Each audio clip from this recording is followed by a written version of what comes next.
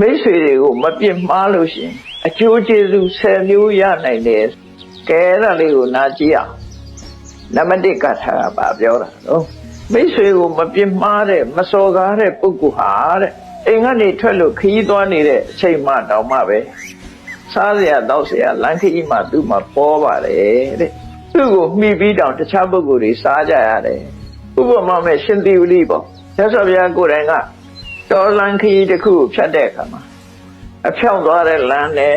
꿰ပြီးတော့သွားရတဲ့လမ်းနှစ်လမ်းရှိတယ်꿰ပြီးသွားတဲ့လမ်းကမြို့တွေရွာတွေရှိတယ်အဖြောင့်သွားတဲ့လမ်းကတော်ပဲလူသူမရှိတဲ့တော်ကြီးဖြစ်တယ်အဲ့ဒီမှာမြတ်စွာဘုရားကတိဝတိပါပါတယ်ပါလို့ရှိရင်တော့တို့အဖြောင့်မဲ့သွားကြရအောင်ဆိုပြီးတော့လူသူမရှိတဲ့လမ်းကနေသွားတာလူသူရှိတဲ့လမ်းကတော့လူတွေကတွေ့လူကြမှာပေါ့လူသူမရှိတဲ့လမ်းကသွားပြီမဲ့လို့တော်နဲ့ကြီးတဲ့ရောက်နေပြီမဲ့လို့လှူတဲ့လူတွေကအများကြီးတွေ့လာဒါရှင်သေဝလိရဲ့ပုံတစ်ခုအဲ့ဒါပြောရှင်သေဝလိရဲ့သူကံကောတော်တဲ့ရောက်လည်းပဲဘယ်ကနေဘယ်လိုရောက်လာမှမသိတဲ့လူတွေကသူ့ကိုကြွေးကြမွေးကြလှူကြတန်းကြဘယ်ကနေဘယ်မှမသိဘူးဆိုရင်တော့ဒါနတ်တွေပေါ့နော်နတ်တွေကဟိုအချွန်တက်ကြီးနဲ့ဝင်းဝါဝါကြီးနဲ့လာပြီးတော့ပွဲရလို့နတ်ဝတ္တစာတွေနဲ့လာကြွေးတာတော့မဟုတ်ဘူးသူလည်းခရီးသွားလို့ပါလို့နဲ့ပဲတွေ့ပြီးတော့ကြွေးသွားတာအဲ့တော့မိတ်ဆွေကိုမပြစ်မှားတဲ့လူကကုညီမဲ့လူနဲ့ကြုံကိုကြုံတယ်သိတဲ့လူနဲ့တွေ့ကိုတွေ့တယ်လို့ဆိုလို့တယ်ပေါ့ဒါနံပါတ်1ကထားတာနော်နံပါတ်2ကယံယံသနပရံယတိနိဂမေရာသဌာနိယောသဗ္ဗတပူဇိတောဟောတိယောနိမိတ်တနာနတုပတိမိတ်ဆွေတွေပေါ်မှာပြစ်မှားမှုမရှိတဲ့ပုဂ္ဂိုလ်ဟာဘယ်အယတ္တိတသွားဘယ်မျိုးရောက်ဘယ်ပါရောက်ဘယ်နေရာမှာမဆိုသူဟာအပူဇော်ခံရတယ်လက်ဆောင်တွေရတယ်ပူဇော်တယ်ဆိုတော့လက်ဆောင်ဘာနာပေးကြတယ်သူ့ကိုခရီးကျိုးဆိုကြတယ်ဒါတွေကိုပူဇော်တယ်လို့ခေါ်တာသွားလေရသူ့ကမျက်နှာပွင့်တယ်လို့ပြောအဲ့ဒါဒုတိယအကျိုးနောက်တတိယအကျိုးကမိတ်ဆွေကိုအပေါ်မှာမပြစ်မှားတဲ့ပုဂ္ဂိုလ်တွေစိတ်ကောင်းနှလုံးကောင်းရှိတဲ့ပုဂ္ဂိုလ်တွေဟာတဲ့ဘယ်တော့မှလမ်းသွားရင်တခိုးဓမြရဲ့အနှိမ့်ဆက်ကိုမခံရဘူးကိုသွားတဲ့အယတ္တိသားကနော်အုပ်ချုပ်တဲ့ပုဂ္ဂိုလ်တွေကကိုယ့်ကိုအနှောက်အယှက်မပေးဘူးဘယ်နေရာသွားအုပ်ချုပ်တဲ့မင်းဆိုးရာသားတွေကကိုယ့်ဒုက္ခမပေးဘူးတခိုးဓမြကလည်းကိုယ့်ကိုမနှိမ့်ဆက်ဘူးအဲ့ဒီလိုအကျိုးမျိုးသဗ္ဗေအမိတ်တိတရတိကိုယ့်ကိုရံပြုမဲ့ပုဂ္ဂိုလ်တွေနဲ့ဘယ်တော့မှမဆုံးဘူးကျော်လွှမ်းနိုင်သွားတယ်အဲ့ဒီအကျိုးရတယ်တဲ့တတိယအကျိုးသရုဒ္ဓအကျိုးကတော့မိတ်ဆွေတွေကိုမပြစ်မှားတဲ့ပုဂ္ဂိုလ်ဟာအိမ်ပြန်မျက်နှာလှတယ်လို့ပြောလမ်းမှာရံဖြစ်လာတာမရှိဘူးလေအိမ်ပြန်ရင်မျက်နှာလှသဗ္ဗယံပဋိနန္တိတော့လူအတိုင်းဝိုင်းထဲမှာသူဟာအောင်မြင်လာတဲ့ပုဂ္ဂိုလ်ဖြစ်တယ်အိမ်ပြန်မျက်နှာလှတယ်ဆိုတာအစည်းအဝေးတစ်ခုသွားတဲ့အခါမှာသူပြောတာတွေအောင်မြင်လာတယ်အောင်မြင်လာတော့အတိုင်းဝိုင်းထဲမှာသူကပေါ်ပြူလာဖြစ်လာတယ်ဆွေတွေမျိုးတွေထဲမှာလည်းပဲအချင်းမွန်ခံရတယ်ထိတ်တန့်ပုဂ္ဂိုလ်ဖြစ်တယ်ဒါကနံပါတ်4အကျိုးနံပါတ်5တော့သူကိုယ်တိုင်ကသူများကိုအလေးပြုသည့်အတွက်ကြောင့်သူများကိုတယုတသေးလုံးသည့်အတွက်ကြောင့်သူဟာကျိုးသေးတမှုခံရတယ်သူများကိုလေးစားသည့်အတွက်ကြောင့်သူ့ကိုလေးစားမှုခံရတယ်သူ့ရဲ့ခုံသတင်းချင်းမွန်စကားတွေဟာလည်းကြော်စောတဲ့အပြောဆိုခံအဲ့တော့လူတွေကမသိကြလို့လူတယောက်ကိုကချိုးချိုးသားသားဆက်ဆက်ပြောမယ်ဆိုရင်ကိုယ်ပြန်ချိုးသားချိုးချိုးသားသားဆက်ဆက်ခါရတာပဲလေကိုကရင်ကြေးကြေးနဲ့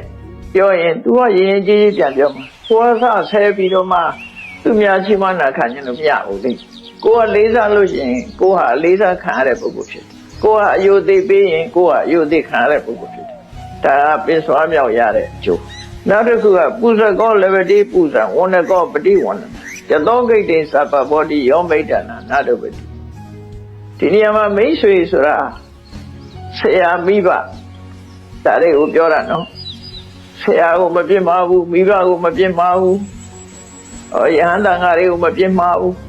ဒါကြောင့်မလို့ကိုကသူများကိုပူဇော်တယ်ဆိုတာအော်နာလောက်တာပေးတယ်ကမ်းတယ်လူတယ်တန်းတယ်ဝဏကောပฏิဝဏနာကိုကသူများကိုလေးစားပြီးတော့ရှ िख ိုးတယ်ဆိုရင်ကိုယ်ရှ िख ိုးမဲ့လူပေါ်လာတို့ဆိုလို့ယသောဂိတ်တေသဗ္ဗဘောတိယတဆိုတာအချမ်းအယံအကျော်စောကောင်းတဲ့ကိုယ်သတင်း ကိုယ်ချမ်းရမဲ့ပုဂ္ဂိုလ်တွေဂိတ္တိဆိုတာဂုံချီးမွမ်းခံရမှုအဲ့ဒါတွေရရှိနိုင်တယ်တဲ့ဒါနံပါတ်6နံပါတ်9ကအခိယထပစ္စလတိဒေဝတာဝဝိရောစတိတိရိယအစိတောဟောတိယောမိတ္တနာနာတုပဲမိတ်ဆွေတွေမိဘဆွေမျိုးတွေဆရာသမားတွေမိဘတွေဆရာသမားတွေပေါ်မှာမပြစ်မှားဘူးဆိုလို့ရှိရင်တဲ့မိအယောင်ဟာတောက်ပါတယ်လို့ဒီလိုလည်းညှိုးမိန်တာမဟုတ်ဘူးသူ့ရဲ့ဂုဏ်သတင်းကတောက်ပါတယ်လို့ပြောနော်မိလို့တောက်ပါတယ်ဆိုတာမညှိုးမိန်တာကိုပြောဂုဏ်သတင်းတောက်ပါတော့ဒေဝတာဝဝိရောစတိနတ်ဟာတင့်တယ်လို့သူ့ရဲ့ကျုပ်ဆင်းရလဲတင့်တယ်သီရိယအသွေတော့ဘယ်နေရာသွားတာသူကကြက်သိရှိသူ့ဘယ်မှာတွေ့ကြက်သိရှိအဲ့တော့ကြက်သိဆိုတာဘာကိုခေါ်ရတော့လို့မေးပြန်တဲ့အခါသီရိတိပုံညပညာနာမေတ္တာတိဝဆနာကြက်သိဆိုတာလူတွေရဲ့ကြက်သိဆိုတာပတ်စံတို့ရွှေငွေတို့ယရနာတို့စိန်ပြေကြီးတွေဝတ်ထတာပြောတာမဟုတ်ဘူးသူကြက်သိဆိုတာဘာလို့ဆိုရင်ကုသိုလ်ကောင်းမှုရှိခြင်းနဲ့အသိဉာဏ်ရှိခြင်းကိုကြက်သိလို့ခေါ်တယ်သီရိတိပုံညပညာနာမေတ္တာအတိဝဆနာသီရိကြက်သိဆိုတာတဲ့ကုသိုလ်ကောင်းမှုရှိတယ်အသိပညာရှိတယ်အဲ့ဒီပုဂ္ဂိုလ်မျိုးကြက်သိရှိတယ်လို့ခေါ်တယ်ဒီလိုလဲဆိုတယ်ဒါ9ခုမြောက်10ခုမြောက်ကြတော့ခာဝတ္တပစာယန္တိခိတေဝုဒ္ဒံဝိရုတိဗုဒ္ဓနာဖလမတနာတိယောမိတ္တနာနာထုပတိသိဆွေတွေဆရာမိဘတွေပေါ်မှာမပြစ်မှားတဲ့ပုဂ္ဂိုလ်ဟာတဲ့သူ့အိမ်မှာမွေးမြူထားတဲ့နွားတွေရှင်းတော့နွားမွေးတာတော့လူသားနွားမှမွေးတဲ့ဟာကိုဝိတကတို့တော့နွားအကောင်ပေါင်းများတော့ရှိတယ်လေလာတို့ရင်တို့ဆိုရင်သူနွားကြောင့်သားရွာတောင်တဲထားတာရှေးခေတ်ကအဲ့ဒါမွေးမြူလို့ရှိရင်တော့နွားပဲမွေးကြပြီတော့ကြက်တွေဝက်တွေတော့မမွေးနဲ့အဲ့ဒါအကုသိုလ်လုပ်တယ်ဥစားအဲ့ဒါတွေကတော့ပြစ်ရှိတယ်ဝက်မွေးအစားစိတ်မွေးသစားအဲ့လိုဟာတော့ပြစ်ရှိတယ်ဒီနွားမွေးပြီးတော့လို့ယူတာတော့အပြစ်မရှိဘူးအဲ့တော့ရှေးခေတ်ကလည်းရှိတယ်အဲ့ဒါကိုပြောတာခာဝတ္တပစာယန္တိသူ့နွားကြမှာနွားတွေတိုးလာအဲ့တော့သူကမပြစ်မှားတဲ့ပုဂ္ဂိုလ်ဆိုရင်ခာဝတ္တပစာယန္တိသူ့မွေးတဲ့နွားချမ်းမှာနွားတွေကပို့ပြီးတော့နွားတွေဥယျတိုးလာတယ်ခိတေဝုဒ္ဒံဝိရုဟတိစိုက်ခင်းတွေကလည်းပဲအပင်တွေကကောင်းကောင်းပေါက်တယ်ဖြစ်ထွန်းတယ်ဗုဒ္ဓနာဖလမတနာတိစိုက်ထားတဲ့အပင်တွေကလည်းအသီးကျတယ်ဟုတ်တယ်ဒါတွေကဆက်ဆက်နေတာတချို့ကျတော့စိုက်ပြီးပိုးတွေကျပြီးအကုန်လုံးပျက်စီးသွားတဲ့ပုဂ္ဂိုလ်လည်းရှိတာပိုးမကြဘဲနဲ့ပိုးပြီးတော့သီးတာလည်းရှိတယ်ဒါတွေကတချို့ကလူကံကြမ္မာနဲ့ပတ်သက်တာတွေလည်းရှိတယ်အဲဒါကြောင့်မို့လူတော်လူကောင်းတွေမှာတဲ့ဝိပူစားတဲ့နွားတွေတိုးလာတယ်နောက်လယ်မြေစိုက်ပျိုးထားတဲ့အားတွေကပို့ပြီးတော့ပေါက်တယ်နောက်စိုက်ထားတဲ့အားတွေကအသီးနှံတွေအများကြီးထွက်တယ်အဲ့လိုအကျိုးရှိပါတယ်တဲ့ဒါက10ခုမြောက်အကျိုး9ခုမြောက်ကြတော့6ကဘာကြီးတို့တောင်မော်တို့သစ်ပင်တို့ကအဲ့ဒီကနေပြီးတော့မတော်တဆ6ကဘာကြီးတဲ့ချော်ကြတယ်တောင်မော်ကမတော်တဆချော်ကြမယ်သစ်ပင်မော်ကမတော်တဆချော်ချမယ်သုတောပဋိဋ္ဌံလဗတိမိတ်ဆွေကိုမပြစ်မှားတဲ့ပုဂ္ဂိုလ်ဆိုတာအဲ့လိုမတော်တဆခြေကျော်လက်ချော်ကြပြီမဲ့လို့တဲ့ကံကောင်းပြီးတော့သူကဘယ်တော့မှအောက်ထီအောင်ခြေကျိုးလက်ကျိုးထီအောင်မကြဘူးတဲ့ကံကောင်းတယ်လို့ပြောတာနော်ဆိုလို့တာဒီပင်မောကြပြီမဲ့လို့အောက်မရောက်ပဲနဲ့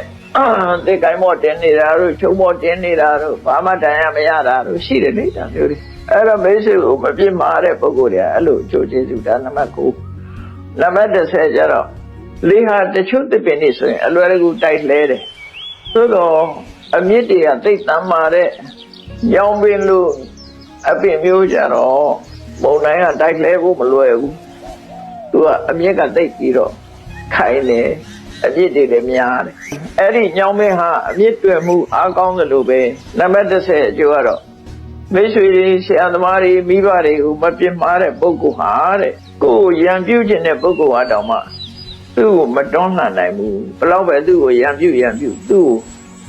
လဲပြို့သွားအောင်မလုပ်နိုင်ဘူးလို့ဆို